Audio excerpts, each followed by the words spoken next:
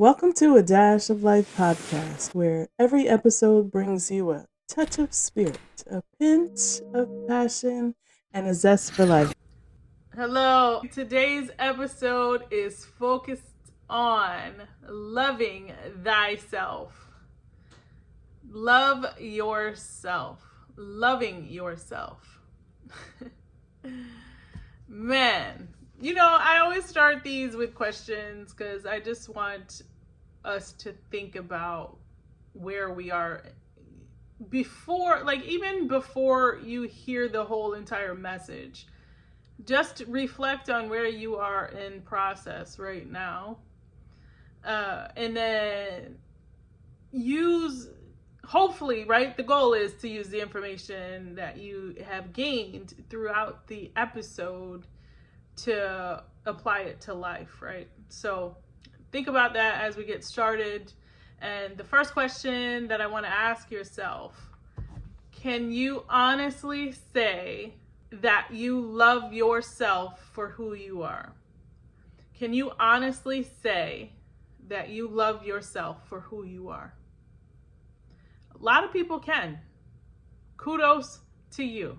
I think you get to a point sometimes in life where it doesn't matter what anybody says. You know who you are, and you know that you're amazing. So kudos to you if you are one of those people. But if not, can you say that you are loving yourself completely?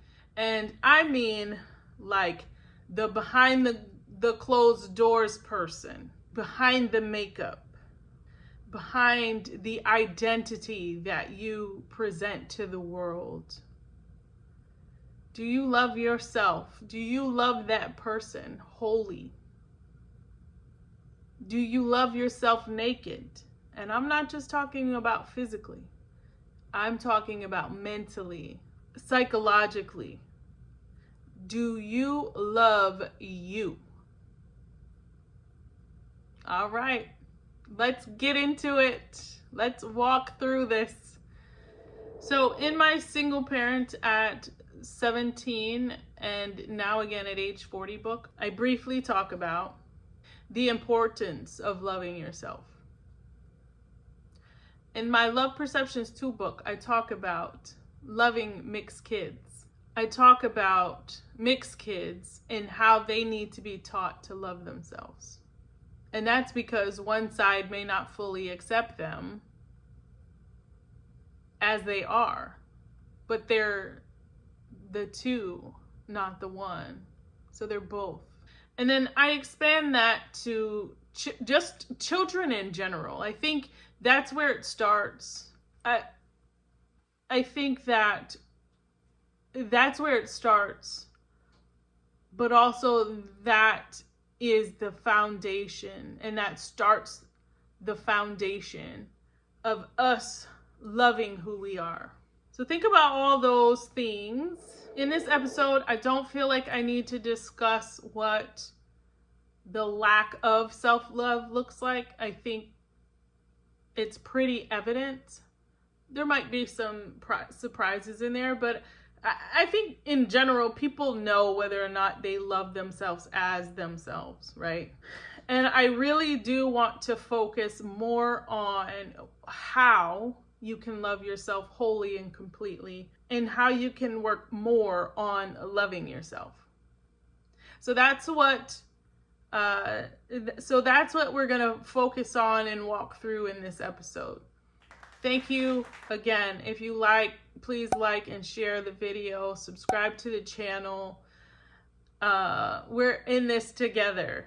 And so the purpose of a dash of life is for us to live completely and wholly in our dash between life, birth, and death passing. So in this episode, we'll walk through factors such as self-compassion, setting boundaries. I told you in the last episode I would get to this, so we're going to walk through that in depth in this episode. Mindful self-care, positive self-talk, and the intention, or I should say the intentionality of it. embracing authenticity, practicing gratitude, forgiving yourself, pursuing your passions, seeking support, celebrating small wins, and of course, one of my favorites, being present in the present moment as we understand it and as we are in it. So let's walk through this. And before I get into this, I want to encourage you to be completely open. Place yourself in a mindset of openness. Give yourself grace, right? I think we can always give ourselves more grace. Anytime we go internally, most of the time it's not easy or it's difficult because it's uncomfortable. There are so many emotions attached to our process in life that when we go internally and when we do that introspection, that it's uncomfortable. We don't know, how that's going to manifest. It can be painful sometimes. So give yourself some grace as you think about and walk through this. But if we are to live free with no attachments, this work is strongly encouraged. I strongly encourage you to do this work. And it may take time, Give yourself enough grace to take a step at a time. All right, let's go. I'm going to start with self-compassion. And for me, I feel like self-compassion begins with an acknowledgement. I attach to the belief that when God made us as our own person, that we are complete and perfect in that. So however God made us, we are complete and perfect in that. Now, as we grow and are reared, that may change our perception, but I feel like this is the basis of how we love ourselves. If God made you as you are, why would you want to change that? Now we get different perspectives from growing up. Things happen to us. Our environments that we grow up, all of that should support and embrace who we are as God made us. But it's not always easy, and it's not always the case for a lot of us. So if that's not the case, where you didn't grow up in an environment that embraced you as you are, then you may need to do some work if you're still carrying that with you. And remember, the goal is to live free without attachments. So if you're still living with that, you are attached to something that occurred and need to free yourself from that. Should free yourself from that. Again, I am not the be all end all of anything, but what I'm trying to do is give you perspective so that you can make the changes, live the best life that you can through your dash, in your dash. I also need to mention that I truly believe, some of you may not feel like this, but I truly believe that there are spirits that attach to us that cause us to do or think certain ways.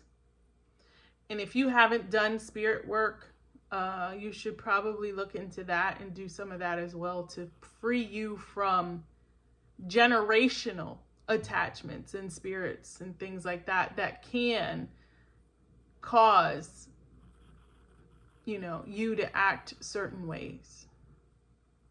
So look into that as well.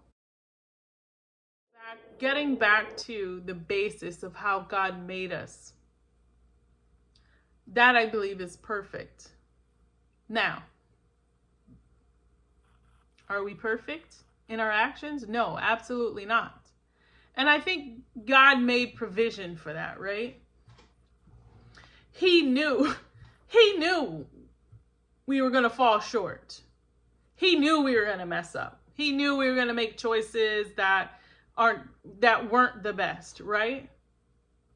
So we can't expect that from ourselves. We can't expect that from ourselves, right? We know we're going to fall short. Now, we can live as righteous as we want and as we attempt to, but we are human. And so I feel like that is where grace comes in. Not only from ourselves, but from God too. All right, so let's talk about setting boundaries. Are you okay with setting boundaries for yourself? How are you feeling about that for yourself? Did you know that setting boundaries is a form of self-protection and self-preservation? And if you didn't think of it that way, that is a little bit of a different perspective on it that can help you or make it easier to tell people no. When we talk about setting boundaries, though, there's a foundational aspect of that. And what I mean by that is you really truly have to know what you're capable of. Sometimes we have to be pushed in somebody's help or something that somebody's asked of us may need to be done and we be pushed a little bit, but you have to have a foundational aspect of that when you're considering this. You have to know what you're capable of. You know, you have to know how if not doing this will impact you. The context surrounding whatever has been asked of you, you have to know all that, take all that into consideration. And so when you first start setting boundaries, it's a very uncomfortable process. It's very uncomfortable because, you know, we want people to like us and we don't want to disappoint people. And I can guarantee you that one, this person's asking you to do something for a reason. And then two, if you tell them no, they'll find somebody else to do it. It's just as simple as that. Keep it as simple as that. It's not a reflection of your entire being if you tell somebody no. It's a reflection of an assessment that you've done yourself to understand how, if you do this, how it impacts you in your life. So keep that in mind when, you know, you're thinking about your process and your comfort level in setting boundaries. It truly can be just as simple as self-preserving. One important aspect, I think, and this to me might be one of the most important aspects of how to love yourself, is self-care. Now, self-care is going to look different for everybody. But we also have to be intentional with this. And intentional about not allowing outside factors to impact how we're caring for ourselves. Self-care looks different for everyone. This could be anything to you. It could be just as simple as shutting off the phone, you know, closing the blinds and taking a nap. It could be going to the spa frequently. It could be exercising on a daily basis. It could be going to plays, going to concerts, whatever it is that you enjoy the most, and it's just for you. Now, hopefully you have a partner who kind of likes the same things and will do these things with you, or you have friends or something, but on the basis of self, you have to be comfortable doing these things on your own too. So that is important as well, to keep track of how much, which activities you're doing frequently to care for yourself. Positive self-talk. How positive is your self-talk? And I'll tell you, there's a lot out there to help you with this. But this is a requirement. You have to be mindful of that conversation going on in your head and how positive it is. Your inner dialogue should be positively focused. It should be focused on what you can do, even if you don't know if you can do it or not. Right? We have to push ourselves. We have to expand ourselves. We have to stretch ourselves, right? If we're going to grow. But you're not going to get through it if you got a mind up here that's saying you can't do it, right? You have to replace negative thoughts with affirmations and words of encouragement. And I think this might be one of the toughest battles that we may face in our lifetime. Controlling the mind is an intentional act. You have to be intentional with it. And I'm not going to lie. I'm not even going to sit up here and be like, oh yeah, my whole mind was positive all the time. No, and no. I had to be intentional about it. And this is how I got up out of it. Was whenever a negative thought came to mind, I would say no, and then replace it with a positive statement. Do I still struggle with it? Absolutely. Absolutely. But I am more mindful of when these negative thoughts come. And I am mindful that I can control it. And I think that's a key piece here. You don't have to be stuck up here all the time. Next is embracing your authenticity. Are you allowing yourself to be truly who you are in your nakedness? Are you allowing you to be you? Society is going to dictate that we have to do this and we have to be this and we have to do that and whatever. But when we chase society's expectations of us, many times people find themselves empty and unfulfilled. Celebrate your uniqueness. There is only one you. Even if you're a twin, triplet, or whatever, you were a part of a multiple birth, not by choice, but you still are just you. You might have somebody who looks identical to you, but they are not you.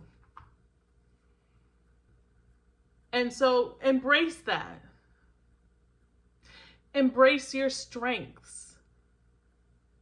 And embrace where there's opportunities for growth. Practice gratitude. As an adult, I feel like this should be like an automatic habit. But obviously we're all not the same, right? But you can't get through your entire life into adulthood and not be grateful for the journey. You got from point A to point B. There's got to be some gratefulness in there for something. Maybe God got you out of a situation, or, you know, you're grateful for the parents that you had. I feel like it should be a well-developed habit by the time you reach adulthood, but if it's not, there's always opportunity to work on it. Take the time to reflect on what you're grateful each day for. Take the time to reflect on what you're grateful about yourself. And this can shift the focus from what you perceive you're lacking to what you have and who you are. I talked about it a couple episodes ago, but forgiveness.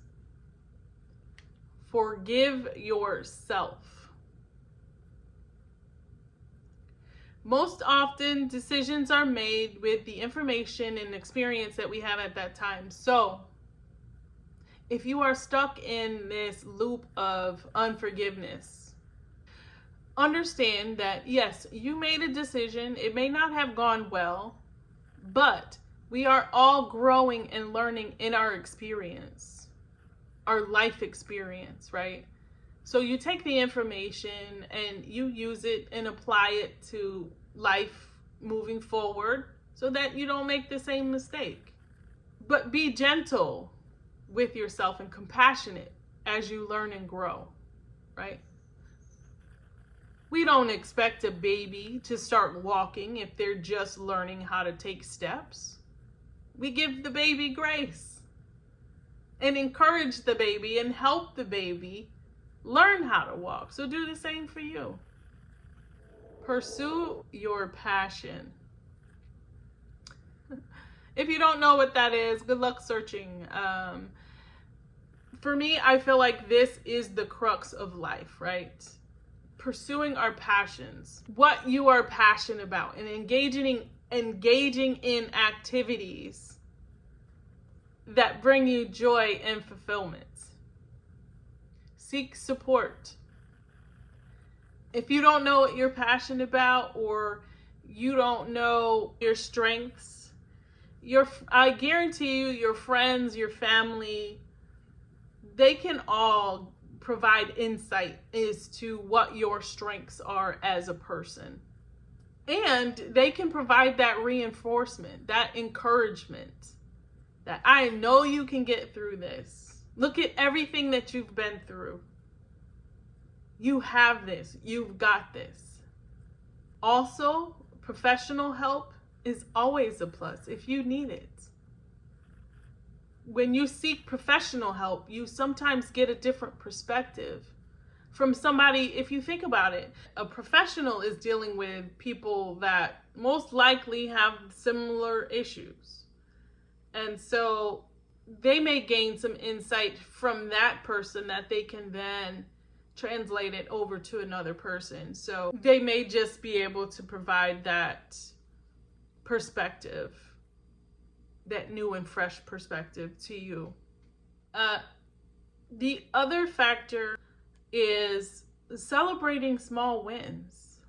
Like, I feel like a lot of times we as humans, we have like these big aspirations and we have these big things that we feel like we need to accomplish.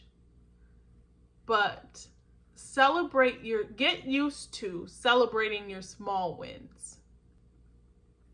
And in order for us to do that, we have to remain in the present. Take an assessment of the larger picture. Take a step back. Look at the larger picture. Look at where you were before and where you are now. Even just the acknowledgement that you need to do work in a specific area, that's a small win.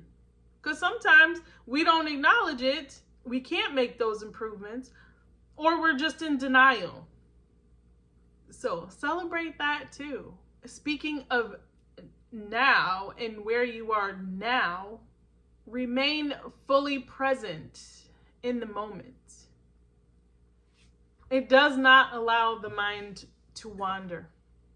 And I think it's in those moments where we are not fully present in our experience that the mind and those negative thoughts have a chance to just creep in and, start churning up there.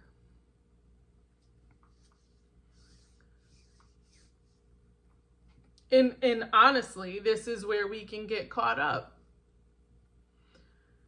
So keep all of that in mind. I hope that this episode gives you the opportunity to do some self-reflection. Take a look at how you are loving yourself or not, and make changes that you need to. The world needs you. The world needs you here and present, and show up in your gift so that the world can be a better place. I wholeheartedly believe that. All right. So again, I hope that this information resonates with you, and you'll take some things and some time to take a look at where you're at in process. And I always say like where you are in process, because I feel like living life is a process, and where we are in process determines the impact of our lives. It determines how we live in our dash, and it determines how we're impacted by others, and whether or not, I will add again, whether or not we're living fully present in the moment. I think that's such an important factor. So if you like this episode, please like, share, subscribe to the channel. I appreciate you tuning in. And then the next episode, ladies, I am coming for you. I promise that, ladies, I will come back for you in another episode. So stay tuned. Next episode is strictly focused for our ladies. All right, take care. God bless. Thank you for joining us on this episode of A Dash of Life podcast. I hope today's conversation added a touch of spirit, a pinch of passion, and a zest for life to your day.